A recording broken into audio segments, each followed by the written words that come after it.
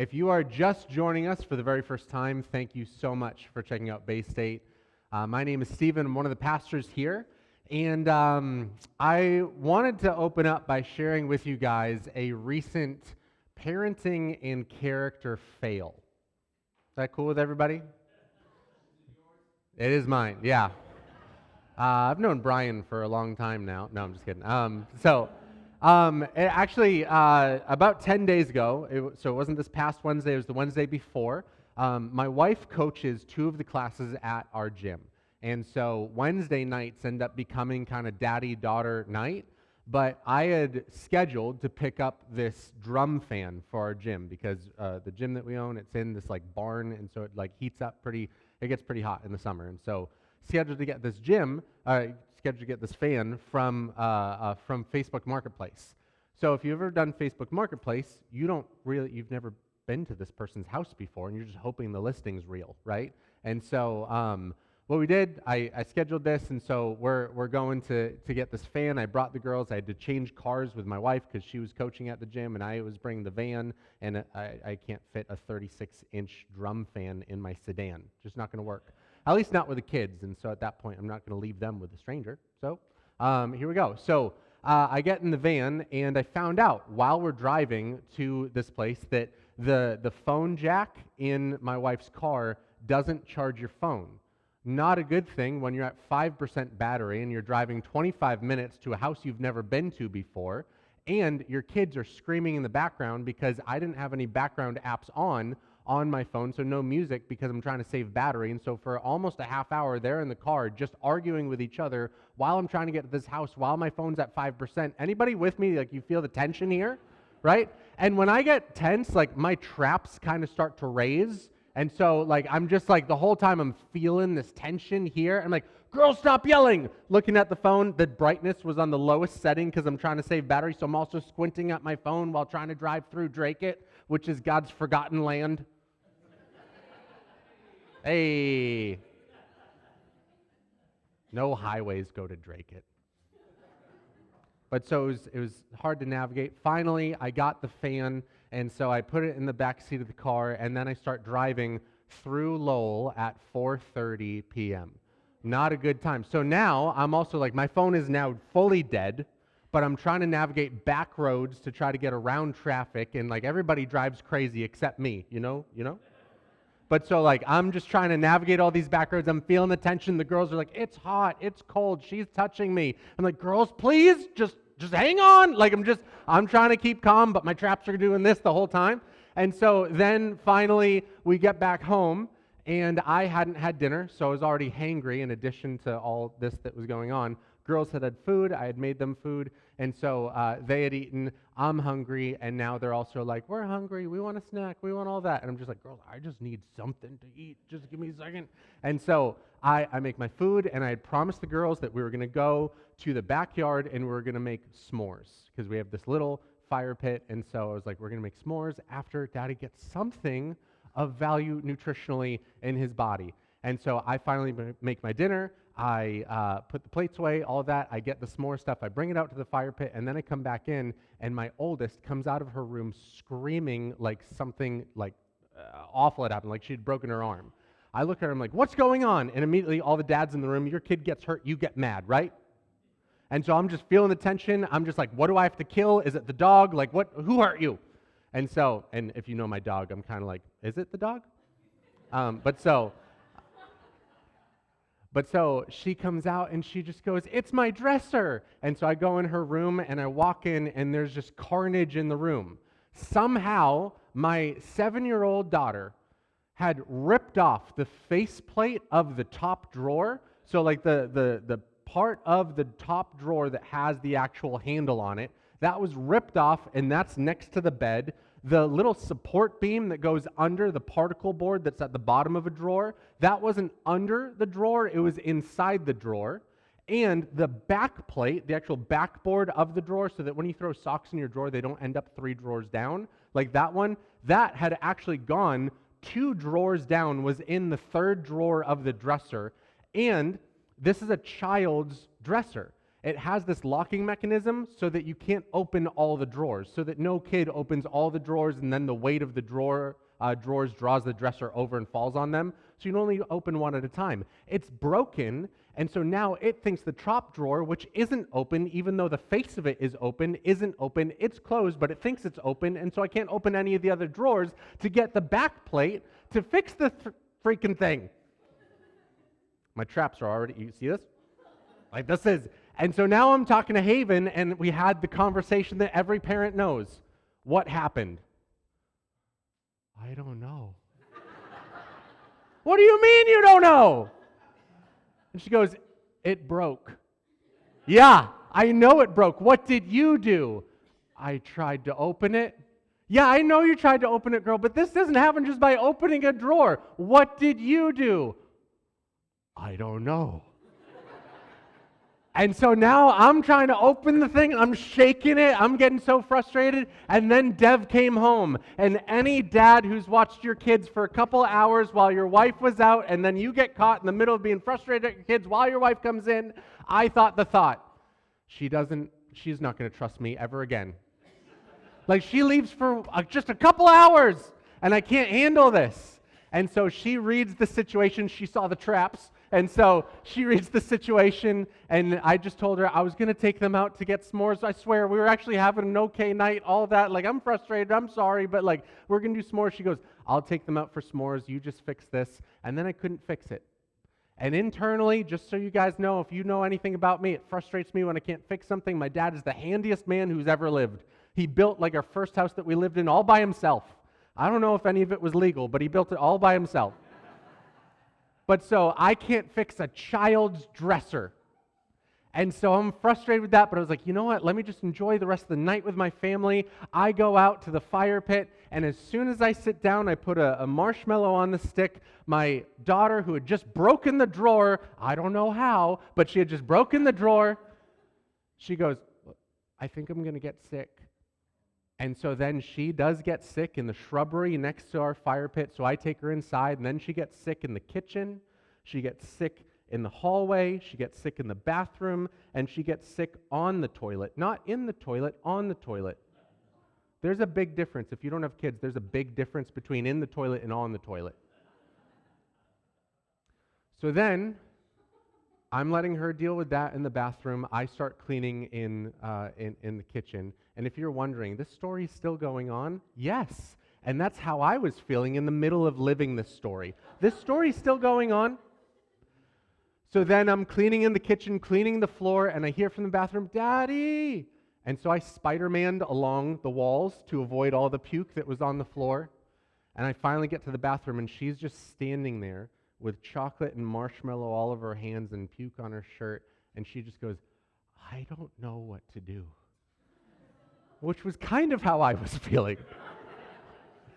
So then I turn on the shower, and I went through the saga of it's too hot, it's too cold, the water pressure is too high. I think the barometric pressure today is too high. Like, it just, like, everything's wrong. And so, like, we finally get that all set, and so I'm now in the bathroom, like, you know what, I'll just clean from the bathroom out to the kitchen. And as I start cleaning in the bathroom, my youngest runs in the house, and she runs through the kitchen, which had puke all over it. She runs through the hallway, which had puke all over it. And she runs by the door, and I go, Eden, stop! And I raise my voice. And as soon as I raised my voice, she crumbled. And she wanted to run to her room in her Crocs that were covered in puke. And so I raised my voice again. Stop! Take those off! And she looks at me. She opens her hands, marshmallow and chocolate all over her hands, and goes, I can't take them off because then I'll... And I was just like, just don't move, which made her want to run to her room. So then she goes to me, take those out. And we just went through this thing over and over again. Deb comes in, she just goes, just stop. She took care of Eden. I finished up cleaning because I needed to get a win. Anybody ever have that moment you need a win in the middle of all this? Don't worry, the story's about to be over. An hour later, we had put the girls to bed, and Devin and I were just sitting on the couch, and I just looked at her and I went, it was that bad, huh? She went, yeah. What you don't know is that a week before that, I was at Warriors Conference with a bunch of our guys. That's a men's conference that we go to every year. And one of the things that I had shared with the guys is that there are a few situations just internally that have driven up like anger inside me, and that I wanted to start dealing with my anger. And then the week after, my anger came out at people that it didn't need to, that they weren't even the target of my anger. I think all of us can relate to this idea that you and the life that you live is a combination between things that have happened around you, like situations, high-stress situations, whether you have a high-stress job or maybe you just walked through a loss of a job or a loss of a person or you just had a breakup or you just had a success. Like, you have things that happen that are outside of you, but we are a combination of things that happen outside of us and the things that we allow to grow and fester within us, right? There's a combination. And there's a story in Scripture that I want to bring all of us to that I think perfectly speaks to this.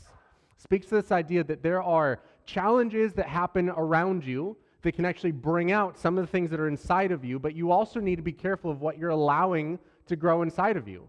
And so if you have a Bible, the story I want to bring us to is found in 1 Samuel chapter 17. It's a story that outside of the story of Jesus might be the most well-known and widely known story in the entire Bible. It's David and Goliath. But in 1 Samuel chapter 17, it says this: "So the Philistines and the Israelites faced each other on opposite hills with a valley between them." Now, to give you a little context on what's going on in this story, like especially if you're newer to church, by the way, if you are, we're so glad that you're here, and I swear I'm not always that angry. But at least you get a signal with the traps, like you'll know. The Philistines, and I don't know why I'm, stick with the notes, dude. The Philistines and the Israelites clash 8 times in the Old Testament. 8 times. Like, of every single opponent that the Israelites had, the Philistines might be like their primary rival. And this wasn't just a rivalry that got sparked over like economics or resources. The Philistines were brutal, but they also had a religion that revolved around some of the most brutal and evil gods in the ancient world. That their gods demanded human sacrifices, and their gods demanded that they take down the other gods around them. And so this was as much a religious battle as anything else. And so this isn't just any battle against any enemy. This is a fearsome battle with a lot of history behind it. And it gets worse. Verse 4, "Then Goliath, a Philistine champion from Gath, came out of the Philistine ranks to face the forces of Israel. He was over 9 feet tall. He wore a bronze helmet, and his bronze coat of mail weighed 125 pounds. He wore bronze leg armor, and he carried a bronze javelin on his shoulder. The shaft of his spear was as heavy and thick as a weaver's beam, tipped with an iron spearhead that weighed 15 pounds. Have you ever picked up a 15-pound dumbbell? Now put that at the end of like a 10-foot-long stick. And he goes, yeah, that's my weapon of choice. Like, that's how strong he is. Like, that thing does not affect him. He can just spear somebody from so far away, but that thing is carrying some serious weight. His armor bearer walked ahead of him with a shield. Goliath stood and shouted a taunt across to the Israelites. 'Why are you all coming out to fight? I am the Philistine champion, but you're only the servants of Saul.'" That was their king at the time. "Choose one man to come down here and fight me. If he kills me, then we will be your slaves. But if I kill him, you will be our slaves. I defy the armies of Israel today. Send me a man who will fight me." When Saul and the Israelites heard this, they were terrified and deeply shaken. You jump down, verse 16. It says, "For 40 days, every morning and evening, the Philistine champion strutted in front of the Israelite army." Jump down again, verse 22. It says this: David, the one from David and Goliath, he's our hero in this story. David left his things with the keeper of supplies, and he hurried to the ranks to greet his brothers. David wasn't in the army. He was actually a shepherd boy, and he was asked to bring supplies to his brothers who were in the army. As he was talking with them, Goliath, the Philistine champion from Gath, came out from the Philistine ranks. Then David heard him shout his usual taunt to the army of Israel. As soon as the Israelite army saw him, they began to run away in fright. Have you seen the giant?" The men asked. "He comes out each day to defy Israel.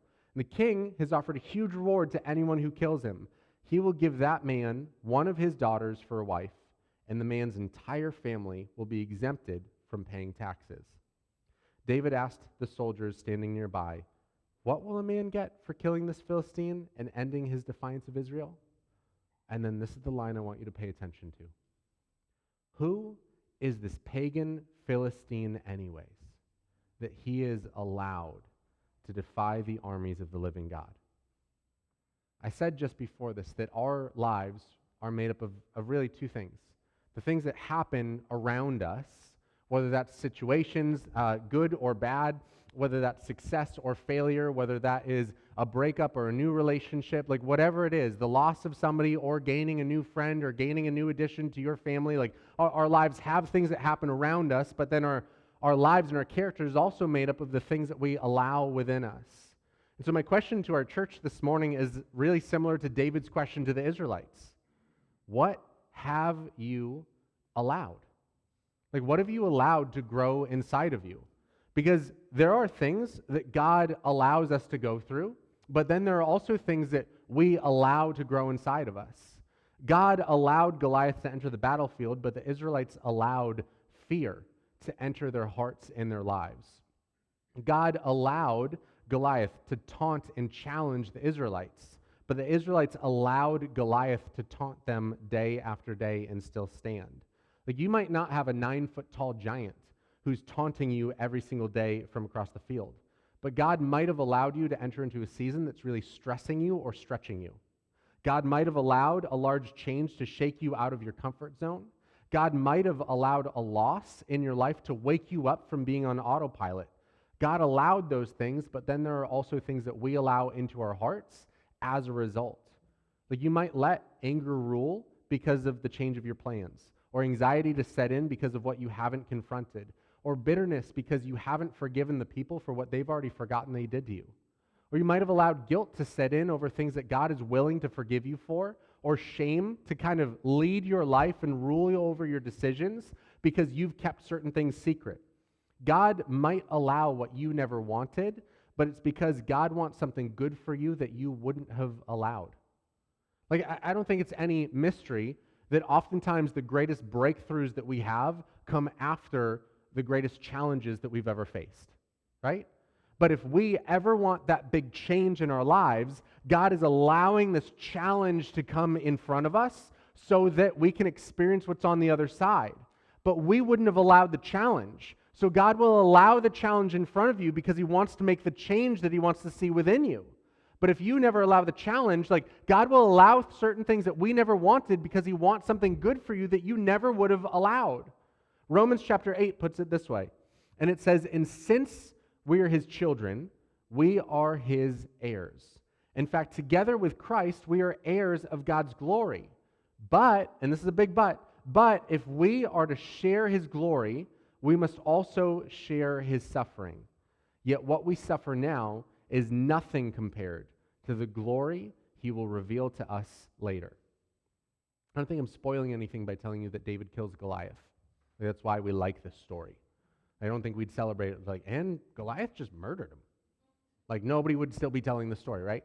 But David kills Goliath, but what you might not know, especially if you're newer to church, is that David doesn't just kill Goliath, David then becomes king of Israel.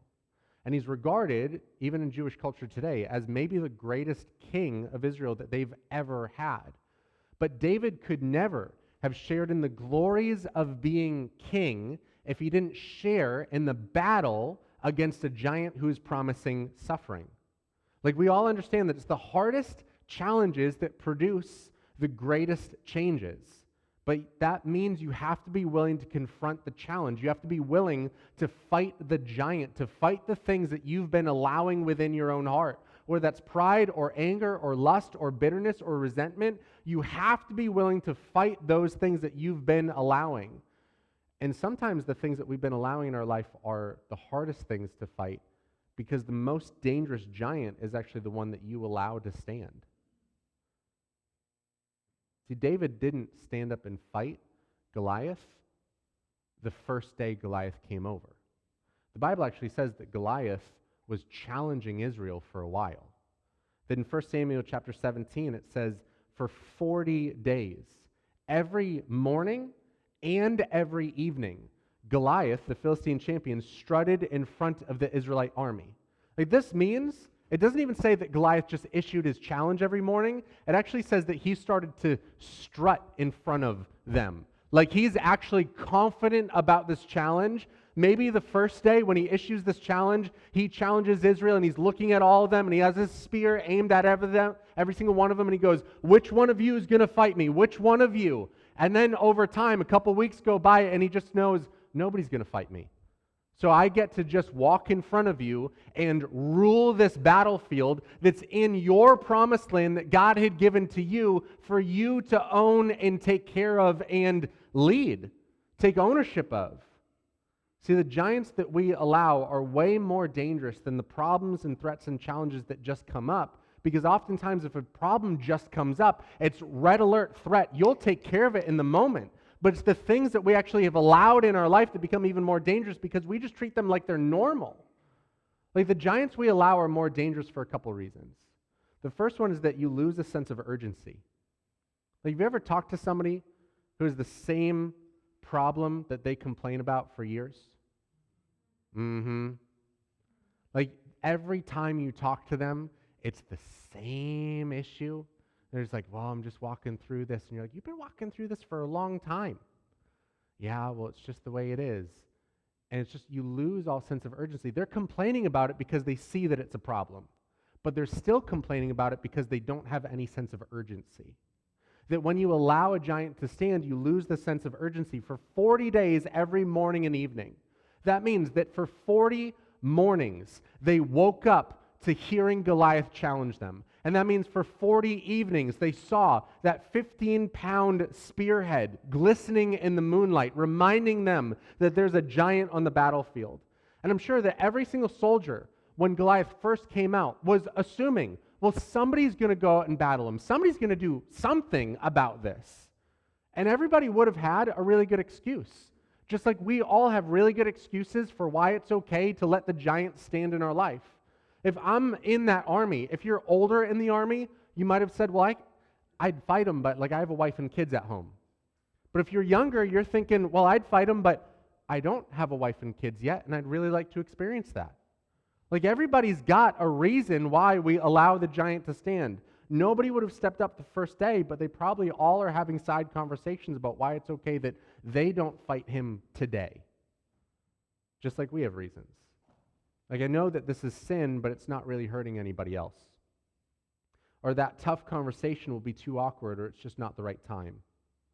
There are other things to do. Like, if you were the cook for the army, well, I couldn't fight him. I got to make lunch for everybody. When if you just fought Goliath, then nobody has to stay for lunch. You can all go home. Like, we all have these reasons and these other things that we could say and argue are more important than dealing with the giant, but you just need to fight the freaking giant. Like, go after him. Take him out. Yeah, I'm hurt. I've been bitter, but eventually I'll get over it. I'll forget about it. Don't worry about it. Well, let's just sweep it under the rug. The problem with sweeping things under the rug is that they're still in the room. The longer the giant lives, the more you live like it's normal. And that's where the other reason that allowing a giant to stand is the most dangerous type of giant is not just that you lose sense of urgency, is that you actually start playing by the giant's rules. Goliath stands up and he challenges the Israelites. He says, I am the champion of the Philistines. Send one man to come and fight me.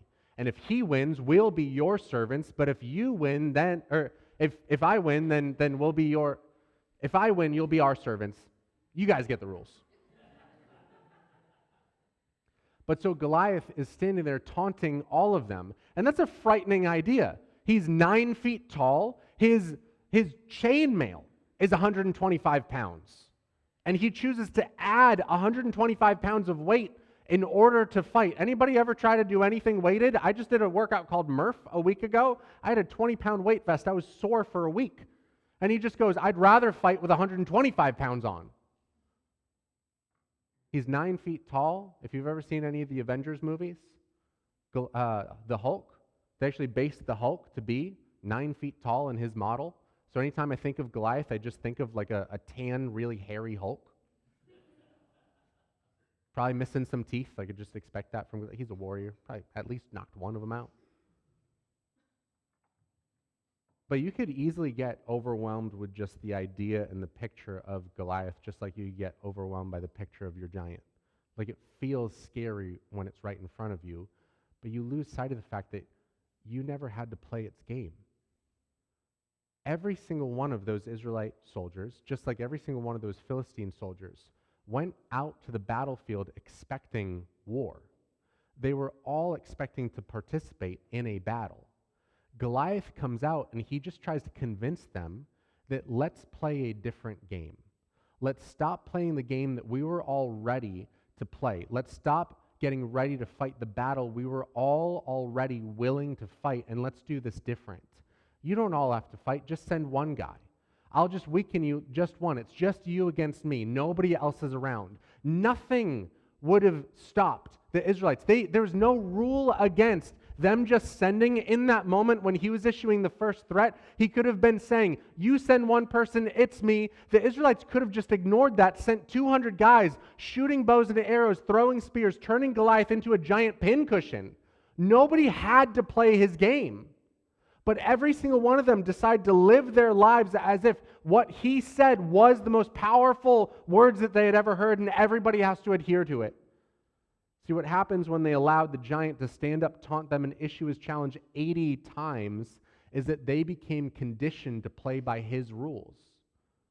And in fact, when David asks them about this, this is what the people of Israel say to David. Verse 25, have you seen the giant? He comes out each day to defy Israel. The king has offered a huge reward to anybody who kills him, and he'll give that man one of his daughters as a wife, and the man's entire family will be exempt from paying taxes. That rather than just standing up and killing Goliath, they created an entire reward system over how good somebody could play the giant's game, and if you were good enough at playing the giant's game, we'll reward you. Rather than saying, no, this giant just needs to be killed. And we do the same thing. That we'll struggle with a giant and we'll allow ourselves to play a game that God never asked us to play. Like maybe if screen time is a problem for everybody. And if you know you're addicted to your phone, but all of us play the same game, well, everybody's on it. I use it for everything.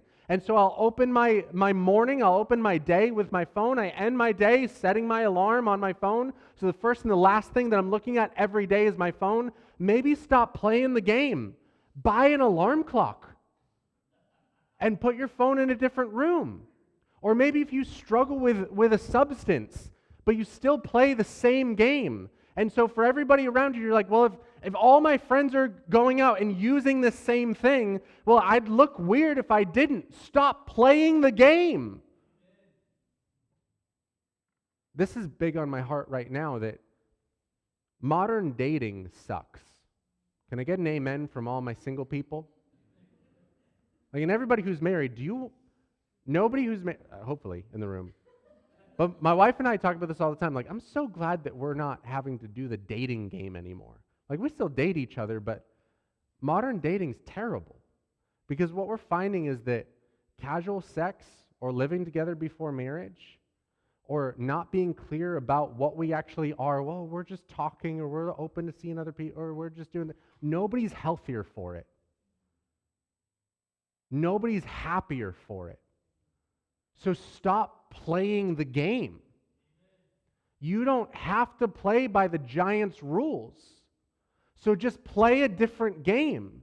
Because if this is spiritual warfare and I'm trying to overcome some of the giants that have risen up in my heart, then I need to stop playing the game that the giant decided the rules for. I need to start playing by God's rules, because if you live life by its rules, then it rules your life. I'll even go this far. You can claim Jesus is Lord, but fear, anger, bitterness, lust, pride, resentment can all still be your giants. And if those things are defining your relationships, your actions, your attitude, your mindset, then who is really lording over your life? I don't want anybody to just be convinced that because you say, well, I go to church and I say I believe in Jesus, but Jesus isn't actually leading your life. You're being led by the rules of giants who never were supposed to be in charge of your life. Stop playing their game. You can't just keep on playing the giant's game and expect to be better at the game than the giant. You need to just kill the giant. So just fight the battle that God's asking you to fight. So what you need to do is you actually need to get aggressive, you need to get fed up, you need to get brutal, and what you need to do is you need to just kill the giant. And I get getting that aggressive about the sin that's in our life or the things that are robbing us from where God wants to take us seems pretty aggressive. Because leaving it in your heart or leaving the giant out on the battlefield can be tempting because you could justify, well, Goliath, he can't taunt us forever. Eventually he's going to get tired, he's going to get sick, he'll forget to wake up for his alarm, he'll grow old, he'll just die. And so then the taunting is over. Like eventually this will be over. And that sounds really good in theory, but the giants that we deal with aren't people. Which is also good to note because I just put kill the giant on the big screen. So like please don't go and kill your boss and then tell everybody that your pastor said to. Goliath might die, but fear won't. Goliath might die, but anger won't. Goliath might die, but bitterness won't, hate won't, selfishness won't. And there is actually always going to be another giant to kill. When the Israelites entered the land, that promised land that God had given them, there are actually stories and rumors of other giants. In fact, David fighting Goliath isn't the only time that we see a giant in the scriptures. In 2 Samuel chapter 21, it says this, right after this, there was another battle against the Philistines at Gob. As they fought, Sibbecai from Husha killed Saph, another descendant of the giants. During another battle at Gob, Elhanan, son of Jair from Bethlehem, killed the brother of Goliath of Gath. The handle of his spear was as thick as a weaver's beam. In another battle with the Philistines at Gath, they encountered a huge man with 6 fingers on each hand, and his name was Inigo Montoya. Princess Bride? Anybody? That was a reach. I wasn't sure if that was going to work. And it kind of didn't. All right, we're going to move on. And 6 toes on each foot, 24 in all, who is also descendant of the giants. And when he defeated and taunted Israel, he was killed by Jonathan, the son of David's brother Shimea. These 4 Philistines were descendants of the giants of Gath, but David and his warriors killed them. There was always going to be another giant. They could just choose to try to wait it out and hope that there wouldn't be any more threats, hope that there wouldn't be any more giants. Like, let's just wait for the anger to dissipate. Let's just wait for the pull towards lust to lessen, or let's just distract myself from what I've been allowing to rule in my thoughts. Let me just distract myself from the destructive thoughts. Or you could say, I need to tackle this. I need to own what I've allowed to fester inside of me, and it's time to actually fight against it and not choose to, well, it's okay for now. Because there'll always be another moment that's going to bring up the things that you've been allowed to grow inside your heart. So what are you going to do about it? You need to aggressively take action, risk wrestling against your flesh because it's worth it. Because just like you lose urgency by not fighting the giant, and just like you begin playing the giant's game the longer you let it live, you build urgency by fighting it. And when you start making it play by God's rules, then you start living like God rules. And that's why I love David's line in verse 26, that he looks at these people who are telling him, well, if we play his game well enough, we'll eventually get reward. No. He says, who is this pagan Philistine anyway, that he's allowed to defy the armies of the living God? In other words, let's stop tolerating what God would never allow. And when I say that about our own lives. Man, as followers of Jesus, we can get so caught up in trying to call out everything outside of us that we're like, well, God would never allow this, or I can't believe these people are doing that. All the while, we have giants in our own lives, in our own hearts, that we just keep as little pets. Let's not tolerate what God would never allow. See, we hesitate in dealing with our giants because we don't see what God sees. We might see a giant problem, but God actually sees a giant opportunity to put his glory on display. 2 Corinthians 4:18 says, "So we don't look at the troubles we can see now." Is that true? The assumption that Paul is making is we don't look at the troubles that we see now. But I don't know if that's always true for me. I don't know about you. Like, I tend to look at the troubles I have now. Anybody? But what he's saying is this is actually how you should live. We don't look at the troubles we can see now. Rather, we fix our gaze on things that can't be seen. For the things we see now will soon be gone. That includes the trial, the giant, the battle. But the things we cannot see will last forever, so let me pursue those. Let me chase after that. So what you need to do is trust that God's sight is better than yours. That God might see something in your heart that he wants you to take down because he knows it's to prevent you from becoming who you need to be for yourself, for your family, for your friends, for your neighbors. So don't let it take up room. So I just have two things for you as far as what to do about the giant, how to battle. First one's this: commit to never fight alone. I told you those stories of those giants that came after Goliath. What actually happened in the first battle says in 2 Samuel 21, once again the Philistines were at war with Israel, and when David and his men were in the thick of battle, David became weak and exhausted. The first giant that they ended up taking down, one of David's men rescued David when he was about to be killed by a giant. That he was exhausted. And his mighty men that he was fighting with ended up saving his life. That the story of David would have been over in 2 Samuel 21. He would have never become king. He never would have led Israel if it wasn't for the fact that he had men who were fighting next to him. And what the devil wants to do, he loves lonely prey.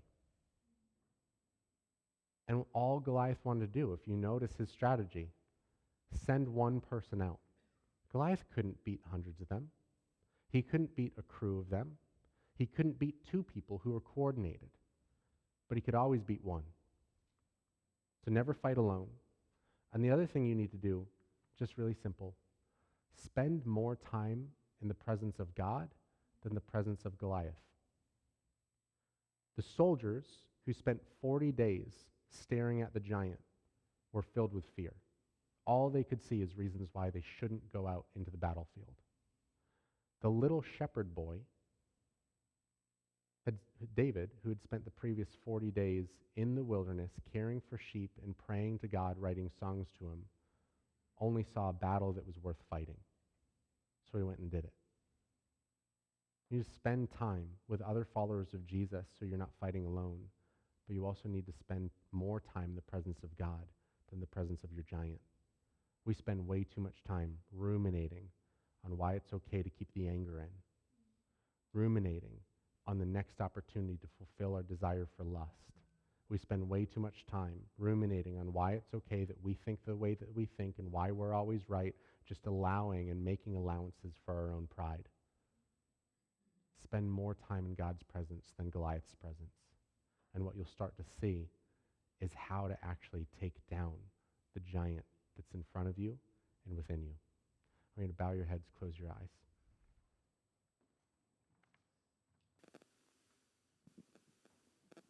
God, I thank you for you. I thank you for the fact that,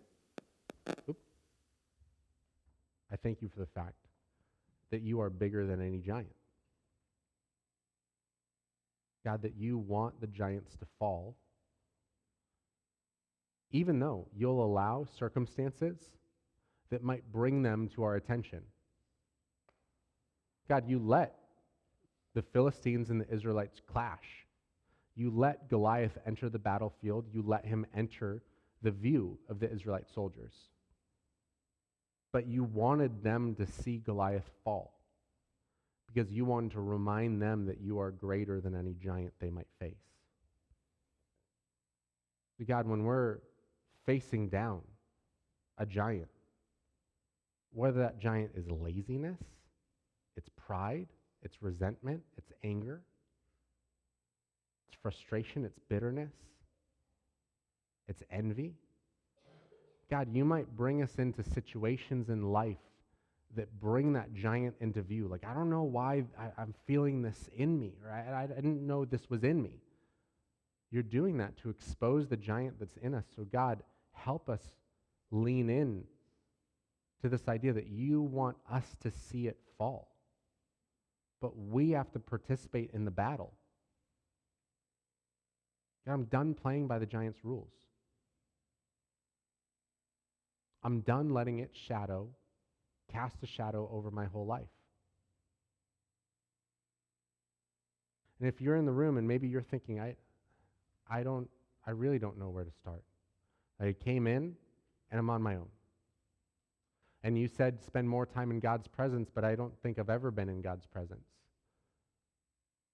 Well, then I want to make sure you know that you can start today. That David conquering Goliath is just a little shadow. It's a little preview of what Jesus did for us. That in the same way, David killing Goliath gave confidence to his men that they could conquer giants. Jesus overcame sin and death so that you can have confidence knowing that sin, disobedience to God, selfishness towards other people, all of us are guilty of it, me included, doesn't have to rule over your life. That you can partner with God in killing the giants that exist in your heart. But if you want to overcome those giants, it all comes through Jesus. He's the one who gives victory over the giants. So if you want to conquer the giant, it starts by coming close to Jesus. So if you want that relationship with Jesus, all I want you to do in the quietness of this moment is just simply pray, Jesus, I give you my life. I give you my life. That means that you're giving Jesus everything. We don't just give Jesus our fears. We don't just give him our giants. We're giving him every part of us because he gave up everything for us. Jesus, I give you my life. If you're a follower of Jesus in the room, I'm just going to ask you to take the battle seriously. Stop letting the giant stand and start taking care of what you've allowed to grow in your heart. Father, we thank you and we love you. Amen.